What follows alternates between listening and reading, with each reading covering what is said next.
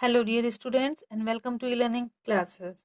Children, today in the chapter water we will study about the ocean currents. So let's continue the chapter with ocean currents.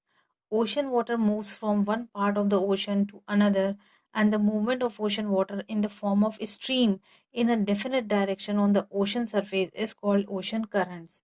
Children, जब ocean water एक part से दूसरे part में stream की form में जाता है और एक ही डेफिनेट डायरेक्शन में मूव करता है, तब उसे ओशन करंट्स कहते हैं.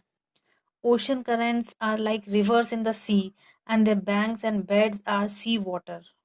चिल्ड्रन, ओशन करंट्स का जो मूवमेंट है वो हमें सरफेस पे ही देखने को मिलता है या सरफेस पे ही विजिबल होता है.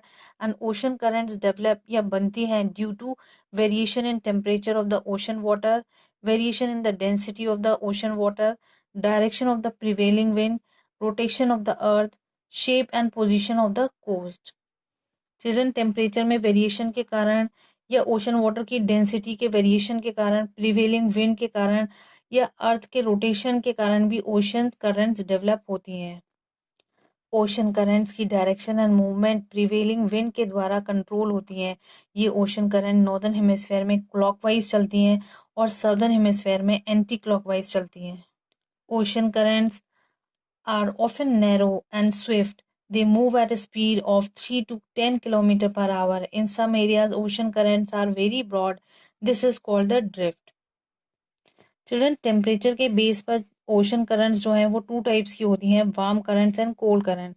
वार्म करंट्स जो होती हैं वो इक्वेटोरियल रीजन से पोलर रीजन की तरफ फ्लो करती हैं, एंड कोल्ड करंट्स जो होती हैं वो पोलर रीजन से इक्वेटोरियल रीजन की तरफ फ्लो करती हैं. Children, you can see on a map that red arrow is representing the warm currents and blue arrow is representing the cold current. So let us see the ocean currents in the Pacific Oceans. In the north of Pacific Ocean, North Equatorial Current, Japan Current and North Pacific Current, they are warm currents, and California currents are cold current. Children, जब हम South Pacific Ocean में जब देखेंगे तो south equatorial current है, East Australian current है, ये warm currents हैं. And West wind Drift, Peru currents, these are cold currents. Children, उसी तरह अटलांटिक ओशन के नॉर्थ में अगर हम देखें तो नॉर्थ इक्वेटोरियल करंट है, गल्फ स्ट्रीम है, नॉर्थ अटलांटिक ड्रिफ्ट है, ये वार्म करंट्स हैं.